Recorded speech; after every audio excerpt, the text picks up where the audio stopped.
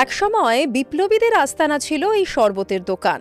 বিপ্লবীদের পাশাপাশি কাজী নজরুল ইসলাম, মেঘনাদ সাহা, মৃণাল সেন, সত্যজিৎ রায়, উত্তম কুমারের মতো বহু স্বনামধন্য মানুষেরও আনাগোনা ছিল এখানে।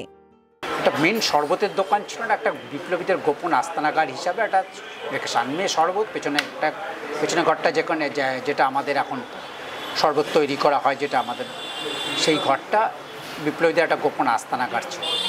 এই যে ডাবের শরবত যেটা আছে, এটা একজন বিশিষ্ট ভদ্রলোকের ওনার রেসিপিতে তৈরি। সেটা হচ্ছেন আচার্য প্রফুল্লচন্দ্র রায়ের রেসিপি। দাদুভাইয়ের সঙ্গে তখন ওনার আলাপ ছিল। এখানে শরবতের মধ্যে নেতাজি সুভাষচন্দ্র বসুর প্রিয় শরবত ছিল গ্রিন ম্যাঙ্গো, যেটা সবচেয়ে পুরনো শরবত, দা বেটার বলতে পারেন দইয়ের মধ্যে গ্রিন ম্যাঙ্গো। আনুমানিক 1918 সালে বিপ্লবী শ্রী নিহার রঞ্জন মজুমদার এই দোকানটি শুরু করেন। অতীতে এই দোকানের নাম ছিল প্যারাডাইস। পরে 1937 সালে দোকানের নাম হয় প্যারামাউন্ট। কলেজ স্কোয়ারের কাছে এই শরবতের দোকানের সঙ্গে জড়িয়ে আছে স্বাধীনতা সংগ্রামের এমন বহু কাহিনী। Follow for more.